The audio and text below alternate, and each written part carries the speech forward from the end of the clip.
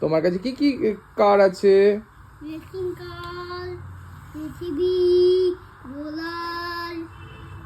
Wow, তো তুমি আজকে কোন বিল্ডিং বানাবে? আমি আমি এত বড় বিল্ডিং বানাবো। সেই বিল্ডিং এ কাকে কাকে থাকতে দেবে?